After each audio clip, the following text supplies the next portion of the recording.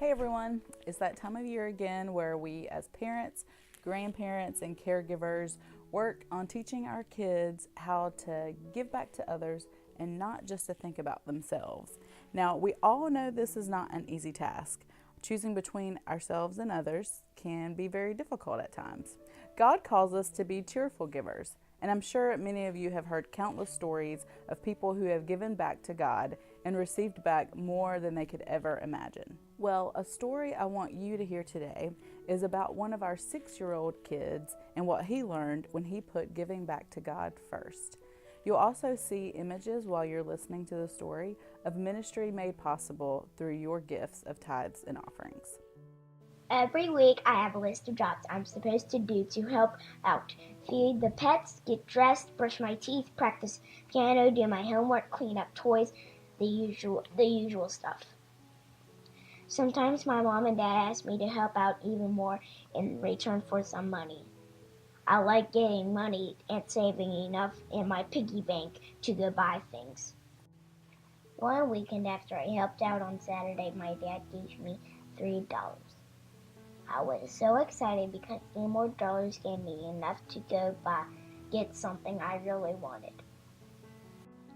My dad asked that I give one of the dollars back to God by taking it to church. I quickly added up the dollars to figure out how much I would have left for me.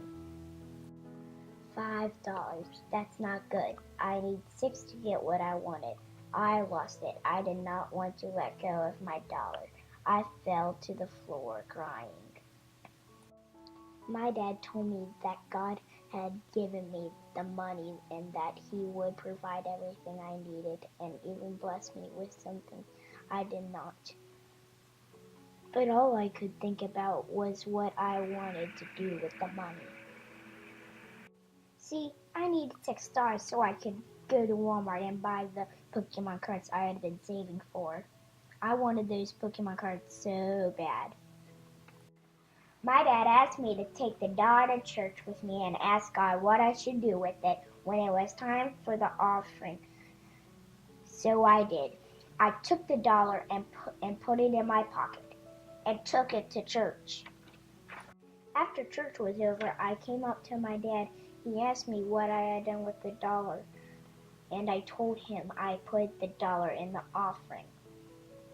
When I turned around to leave, Miss Lynn was standing there with a book. This wasn't just any book, though. This was a book full of Pokemon cards. She said that she knew I loved Pokemon cards and that her daughters did not need them anymore, and they said it was okay to give them to me. She handed me the book, and I was so excited. A book full of cards was way more than what I could have bought with $6. My dad said I was blessed for being a blessing. Not sure what that means, but I am not so scared of letting go of my money anymore. Isn't it amazing what God can teach us through children?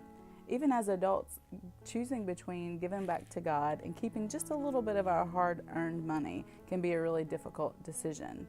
But just like with many other things, modeling that behavior for our kids is one of the most important things we can do.